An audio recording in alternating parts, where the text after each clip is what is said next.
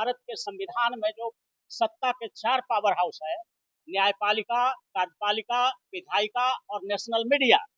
इन चारों power house में अमीरों ने कब्जा कर लिया है। हम लोगों ने इस बात को उठाया था कि सत्ता का जो 4 पावर हाउस है भारत के संविधान में, उसमें चारों पावर हाउस में न्यायपालिका में भी अमीरों का वर्चस्व है, इस देश के विधायिका में भी अमीरों का वर्चस्व है, इस देश के कार्यपालिका में भी अमीरों का वर्चस्व है और इस देश के नेशनल मीडिया में भी ये जो है अमीर वर्ग कब्जा करके ले लिया है। तो आज का जो सम्मेलन हुआ था कि जब 900 करोड़ का चारा घोटाला हुआ था, तो यही बीजेपी और यही आरएसएस और यही भाजपा वाले 50 गो एफआईआर लॉन्च कर दिया, 50 गो पीआईएल फाइल कर दिया। तो आज हम लोग मांग करते हैं, हमारे जो आरजेडी के लोग हैं, हमारे कांग्रेस के लोग हैं, हमारे सीपीआई सीपीएमएल के जो भी इंडिया अलायंस गठबंधन के लोग हैं, आज 71 हजार करोड़ का सीएजी रिपोर्ट, उन्हीं का सरकार रिपोर्ट कर रही है कि 71 हजार करोड़ रुपया को कहां खर्चा किया, उसका हिसाब ही नहीं मिल रहा, हिसाब ही नहीं दे रहा। घर में अगर आप 500 का सौदा लाते हैं तो पत्नी को आप पुर्जा देते हैं ना कि क्या क्या सामान लिए हैं, ये देख लीजिए, हिसाब मिला लीजिए। और इन्होंने 71 हजार करोड़ रुपया बिहार में खर्च कर दिया और यूटिलिटी सर्टिफिकेट ही नहीं दिया, उसमें दिखाया ही नहीं कि हम कहाँ खर्च किए। तो ये माना जा सकता है कि ये सारे पैसे घोटाले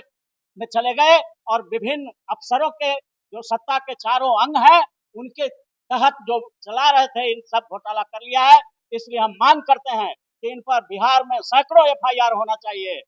पटना हाईकोर्ट में पीआईएल होना चाहिए, पब्लिक इंटरेस्ट लिटिगेशन फाइल होना चाहिए और इसका मॉनिटरिंग पटना हाईकोर्ट और सुप्रीम कोर्ट दोनों को देखना चाहिए कि 71 हजार करोड़ का बहुत बड़ा अमाउंट होता है, कहाँ गबन कर लिया, किन लोगों ने इसको यूटिलाइज कर लिया, किन लोगों ने अपना निजी बात में रख लिया। तो इसको हम लोग चाहेंगे कि पीआईएल भी पटना हाईकोर्ट में भी हो, सुप्रीम कोर्ट में भी हो और एफआईआर भी सैकड़ों के हर जिला में सीएजी के रिपोर्ट के आधार पर एफआईआर होना चाहिए। सर, महागठबंधन कब इस मुद्दे को लेकर सड़क पर? महागठबंधन,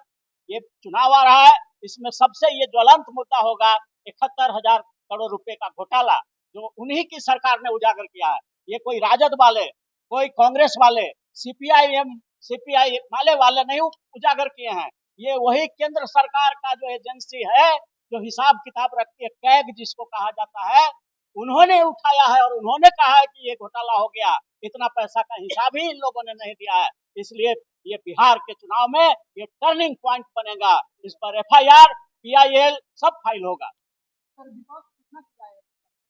विपक्ष अभी तक तो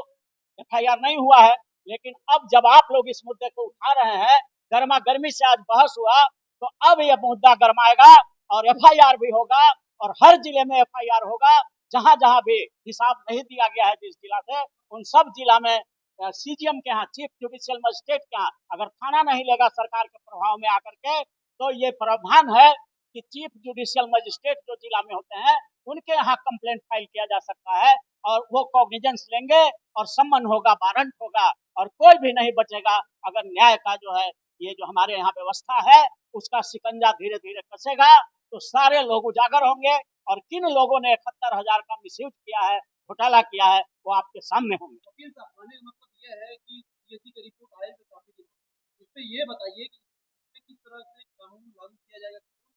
आईपीसी लगाया जाएगा। इसमें प्रिवेंशन ऑफ करप्शन एक्ट के सारी धाराएं लगेंगी। प्रिवेंशन ऑफ करप्शन एक्ट जो होता है, उसकी सारी धाराएं लगेंगी और नया जो कानून बनाए हैं मोदी जी, बीएनएस, उसका भी बहुत सारे धाराएं, फर्जरी का, चीटिंग का,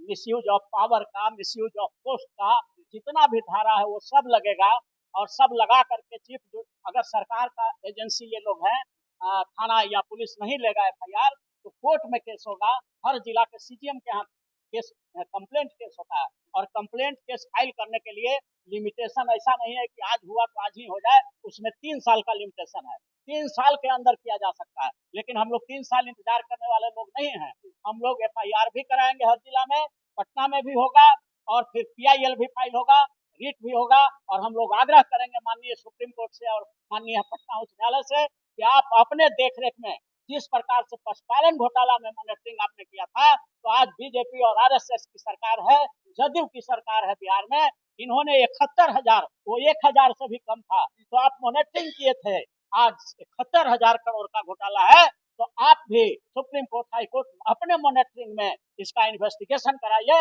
और अपराधियों को सामने लाइए और उनको कड़ी से कड़ी सजा दिलवाइए। ये हम लोगों का आज डिस्कशन हुआ है। सर, बिहार सरकार का बड़ा मुद्दा है सुशासन और विकास। ये सुशासन का पोल खुल रहा है। ये घोटालों का राज, घोटालों के द्वारा, घोटालेबाजों के द्वारा, घोटालेबाजों के लिए और घोटालेबाजों के द्वारा किया जाने वाला शासन साबित हो गया है। नीतीश जी कहते हैं कि हम किसी को बचाते नहीं हैं, हम किसी को फंसाते नहीं हैं, तो ये जो घोटाला किया 71,000 करोड़, उसको जरा फंसाइए, उसको एफआईआर करिए ना। आपकी का सरकार क्यों बचा रहे हैं उसको? तो आप कहते हैं हम किसी को बचाते नहीं हैं, तो ये 71,000 करोड़ के घोटालेबाजों को आप क्यों बचा रहे हैं? ये सवाल करती है बिहार की 14 करोड़ जनता। आप इनका जवाब दें।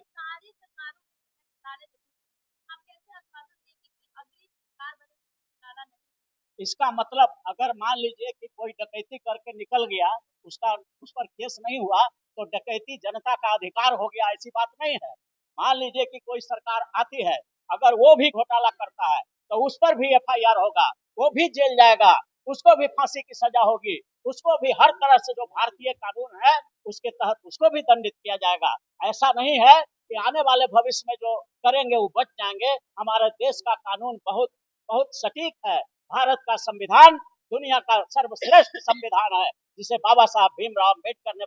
बनाया है, और उस संविधान के अंदर ही देश के सारे क्रिमिनल कानून है, और क्रिमिनल कानून का जब शिकंजा कसता है तो कोई भी नहीं बचेगा, ये प्रमाणित है। Thank you. आखिरी बात मैं कह देना चाहता हूँ,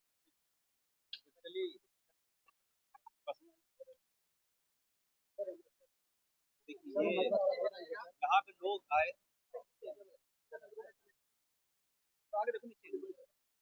सबसे पहले तो यहाँ पे लोग आए, लोग इस मामले पे रुके, तमाम लोग का कि लोगों ने खुद ही ये डिसीजन लिया कि हमें इस मुद्दे को उठाना है जो 21,000 करोड़ का मुद्दा है। वैसे बिहार में तो बहुत सारे मुद्दे हैं जिसके बारे में हम लोग अक्सर बात करते रहते हैं, चाहे अखबार में हो, टीवी पे हो, डिबेट में, बट मैंने भी यहाँ पे कुछ लोगों से कहा है, चाहे वो कॉन्स्टिट्यूशन का मुद्दा हो,